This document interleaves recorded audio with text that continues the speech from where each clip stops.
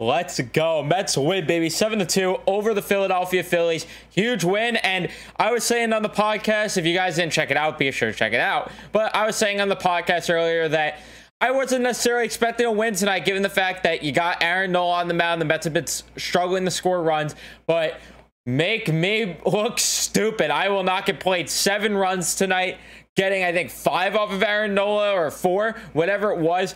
Absolutely unbelievable bounce back performance when it comes to the offense. Brett Beatty, how do you do?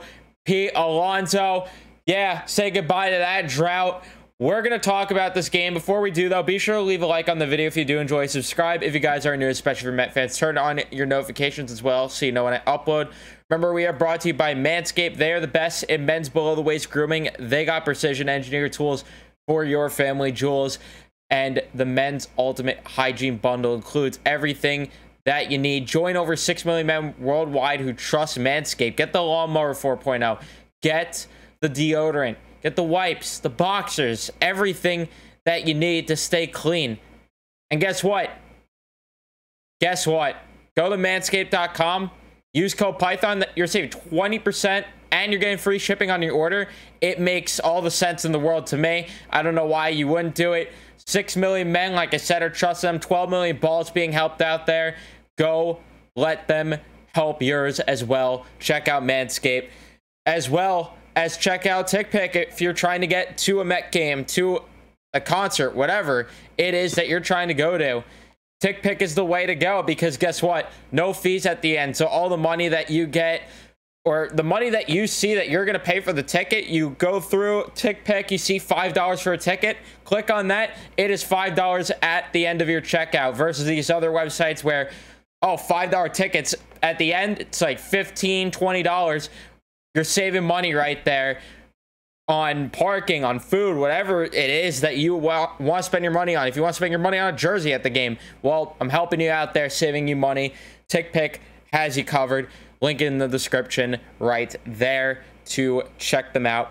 It would be appreciative. But let's talk about this game. Another similar type game where the Mets score off of Aaron Nola early. Brandon Nimmo, who has not looked sharp lately, leads things off with a single, was huge. Jordan Marte then lines out, but Francisco Lindor gets a single. You get runners on the corner, and then a fielder's choice, Pete Alonso. Nice throwing error there by Alec Boehm as he just throws that out to right field, and that allowed Lindor to go to third. Mets go up 1-0 early. Unfortunately, back-to-back strikeouts for Aaron Nola as he's one of the best in the game for a reason. He bounces back, doesn't let the moment phase him, gets the strikeouts. Then Chris Bassett makes Kyle Schwarber look absolutely stupid. Strike out that curveball, that last pitch curveball. Schwarber didn't have a chance. He looked stupid on that. Hoskins then grounds out. Boom, lines out. End of the first inning. Second inning, not much happening. Tyler Naquin strikes out, which would be a theme for the night. Oh boy, with that. Brett Beatty grounds out. Wasn't patient there in his first at-bat. It is what it is. Michael Perez strikes out. It is what it is. I'm not expecting much from him. Bottom of the second, Real Muto flies out. Castellanos strikes out. Then Bryson Stott with a triple. Gene Segura gets hit by a pitch and then steals second. But Matt Vierling grounds out. Bassett gets out of a slight gem there. Third inning, Brandon Nimmo strikes out, unfortunately. Marte, though, with a big double to left field. And then Lindor grounded out. Marte was able to advance to third, but it didn't matter because we didn't need a sac fly. Well, it couldn't have been a sac fly after that because there was 2 outs, but didn't need anything else because Pete Alonso ending his home run drought.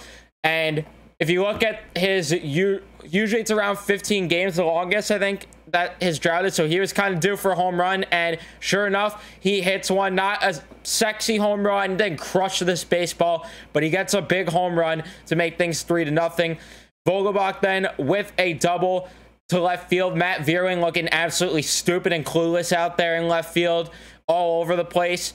And then Jeff McNeil drives him in with a single. Jeff McNeil's been scorching hot, and that makes it 4-0. Tyler Naquin then strikes out. Bottom of the third, Bassett doesn't allow anything. Gets 3 up, 3 down. Top of the fourth, Brett Beatty strikes out. Perez then strikes out. Nimmo lines out. 1-2-3 inning there for Nola. Bottom of the fourth. A little shaky there for Bassett. Gets Bohm, no problem on the first pitch. Then allows a double to Real Muto, which I thought that one was leaving the yard. But Nick Castellanos with a single. You get runners on the corner there, but thankfully Stott strikes out, and then Gene Segura flies out. That Stott at bat was a pain, but Bassett gets through it. We go to the fifth inning. Top of the fifth, Marte with a leadoff double on the first pitch. Lindor with a single. Runners on the corner. Pete Alonso pops out. And then the Mets score on a double steal, which was just absolutely beautiful to see. Lindor goes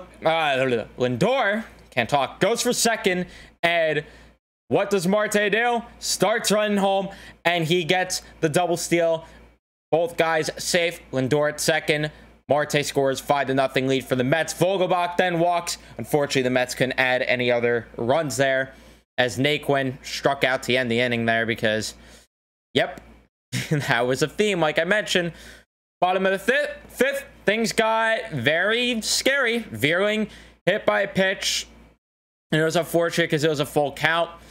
Zimmer then with the double, like Bradley Zimmer, really? Come on. We can't be lighting up hits to Bradley Zimmer. Kyle Schwarber then with a single, and that made things 5-2. Thankfully, not much else trouble. Gets back-to-back outs. Real Muto then with a single, didn't score a run. Mound visit there, and Bassett gets out of the jam, and you thought that was probably going to be his last inning, which we'll talk about after, because it wasn't. Nick Nelson then comes in for Nola. Nola only able to go 5 because the Mets drove the pitch count up. Beatty with a big walk. I think he was down 0-2 in this count, and showing the plate discipline. Big walk, unfortunately. Not necessarily a big walk because the Mets don't do anything after as they go down in order. Sixth inning, Bassett goes back out there. I was shocked to see, but I won't complain because I wanted 7 from Bassett. I said that on the podcast, like, give me 7 because the bullpen's going to need a bit of rest. You have 2 games tomorrow, and you don't have an ace pitching these next 3 games. So I wanted the bullpen saved, but I'll take 6 because he didn't really run the trouble. Let up a single to Gene Segura, who he was throwing inside to all game, and it was ugly looking there. But that was that. Belady comes in for Nick Nelson, or Belaldi, whatever his name is. Lindor gets a single. Lindor's just been absolutely on a tear. Fun to watch him right now. Alonso lines out. Vogelbach with a walk. Jeff McNeil then with a walk to load up the bases. And unfortunately, well, Darren Ruff came in to pitch run. Fortunately, Tyler Naquin strikes out because, again, that was a theme. But fortunately, it gave Brett Beatty a chance with the bases juice to make something happen. And what does he do? Hits a single, a beaut of a single down or I should say down the line, but between the gap there to right field. That allows 2 runs to score. And Nick Castellanos, he doesn't have the arm. So Darren Ruff scores 2 runs in, 7-2. Mets lead. Perez then unfortunately flies out. But that is that. Brett Beatty just looking natural here in the MLB. And it's going to be a tough decision for this front office if Brett Beatty keeps this up, because, oh boy, he's been unreal. He could easily have more RBIs because he had that hard hit ball, that ground out against or to Dansby Swanson. He's come up a lot with runners in scoring position. It just had a bit of unlucky breaks here and there, but Beatty has just looked absolutely great. Ottavino comes in for Bassett. I thought that was interesting in a 7-2 game, bringing in Ottavino. I thought maybe you want to save him for the doubleheader. So kind of question, is he going to be available tomorrow? If not, oh boy, if it's a close game. Schwarber gets a leadoff single. Hoskins pops out. Bohm strikes out, looking stupid, swinging at that slider that Ottavino throws so disgustingly. That sounded weird to say. I don't know why. JT Realmuto then with a single. Castellanos, though, flies out. So Ottavino got into a bit of trouble, but thankfully wasn't too big of a problem. Coonrod came in then for the Phillies. Nimmo with the leadoff walk. Marte, though, hit into a double play. Lindor strikes out.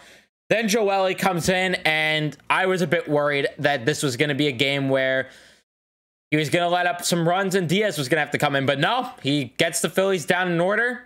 Got a strikeout, too, on Bryson Stott, which we like to see. Top of the ninth, Alonso with a leadoff double. Unfortunately, though, the Mets then go down in order again. Naquin with the theme of striking out. He had 5 on the day. Not a good luck. Joined some brutal company there. Javi Baez was the last man to do it last year. They were mentioning on the broadcast, so not a good luck there. And then Trevor May came in for the final inning, and he had a clean inning, which was nice to see. Thankfully, no sweat, no anything. Just a nice, relaxing win pretty much the whole way through. It got a little stressful, I won't lie, in like the 5th, 6th inning. But outside of that, very relaxing game.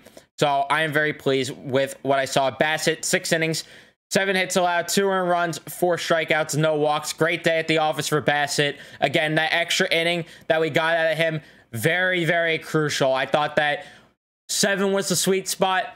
6, okay, you accept it. Anything less, not good. Anything more, spectacular. But 6, 7 was the spot that you wanted to hit with Bassett today, and you nailed it. Unfortunately, ended his scoreless streak here, or a scoreless inning streak, allowing those 2 earned runs. But regardless, it is what it is at the end of the day. Bassett still looks sharp. I shouldn't necessarily say he looked sharp, because there were times where he looked shaky again, like the last start against Philly. But he definitely looked solid enough to get things done. Ottavino, a bit of a shaky outing, 2 hits, got a strikeout. A little shaky there. Hopefully this isn't going to be a bit of a rough stretch for Ottavino, because that's the last thing this bullpen needs. Oh boy, if Ottavino goes down 2 and joins the dark side, if you will, of this. Oh boy, oh boy. Joely, though, clean inning for him. Got a strikeout. Very happy with what I saw from him. No hits, no walks, nothing. Trevor May, no hits, no walks, anything. Didn't get a strikeout, which was surprising. But you take the clean inning and you take it to the bank. So I'm very pleased there. With the lineup, Nimmo going 1 for 4 with a strikeout. Improved day. He had a walk as well. So nice to see Nimmo get a little bit back into the groove of things. This is what we're going to need from Brandon Nimmo, especially if he wants to continue hitting in the leadoff spot, is what I meant to say. So happy with what I saw from Nimmo today. Marte was even better, getting 2 hits, crossing the plate twice, going 2 for 5, no walks, no strikeouts. Very happy with what I saw. It's a little weird, though. I'm not liking this whole that he can't run 100% thing, because there was a time where I thought maybe he could have tested. I think it was a ball to Nick Castellanos where he maybe could have tested the arm, but he decided to hold put at third.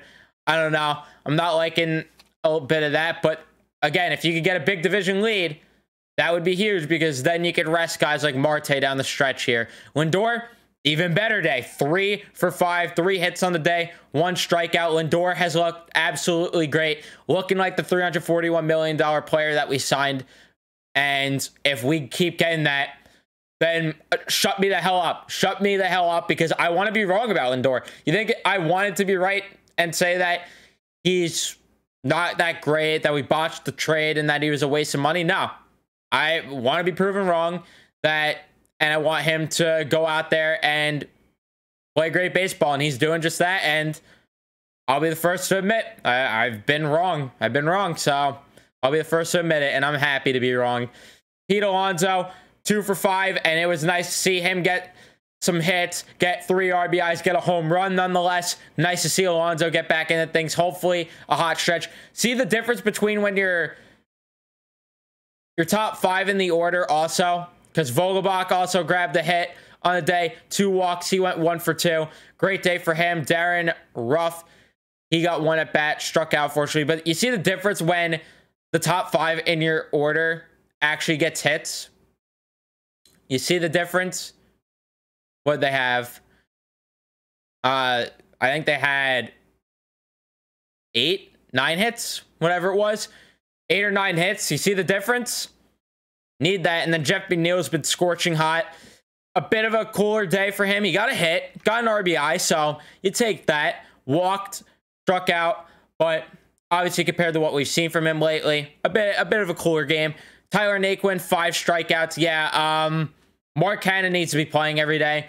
I think it's simply put. Naquin, I don't think has looked that sharp as of lately. And also, I'd probably move BATY up a spot and put either Canna or Naquin in that spot below, or maybe put Canna in the 7th spot. when he's in the lineup. When Naquin's there, put him in the 8th spot and then move BATY up a spot. Just my preference personally. Speaking of BATY, going 1 for 3, hit, walk, 2 RBIs. You gotta love Brett BATY. Gotta love Brett BATY, especially coming through with those RBIs. And he's hitting the ball hard too. He's crushing the baseball. And then Michael Perez, you're not expecting much from him offensively. Struck out 3 times, going 0 for 4. Yikes. But the one bright spot with him is I think his defense has been actually pretty solid. So that's a bit of a bright spot there. But tomorrow, the doubleheader, you got Peterson and Williams pitching. I don't know which way they're going to go about this. Also, by the way, props to the Mets for sending out Chris Bassett early to give him a bit of extra rest. So I like that. But okay, so what it looks like we have lined up for the day game, Williams versus Wheeler. I don't know how I'm going to feel about that. And then the nightcap, we got Peterson versus Falter, which I'm feeling actually pretty good about. So hopefully they can go grab a win or 2. If you can grab 2, great. You grab 1, I'm happy as well. You grab none, I'll be pretty upset. Just really might depend on the fashion of the loss, but we'll have to wait and see what happens there. But yeah, let's hope the Mets go out there, grab a couple more wins. I'm very happy with what I saw, and yeah, let's hope this offense continues. Thank you so much for watching. If you did enjoy, leave a like, subscribe if you guys are new, turn on your notifications, and I will see you in the next one. Let's go Mets, baby.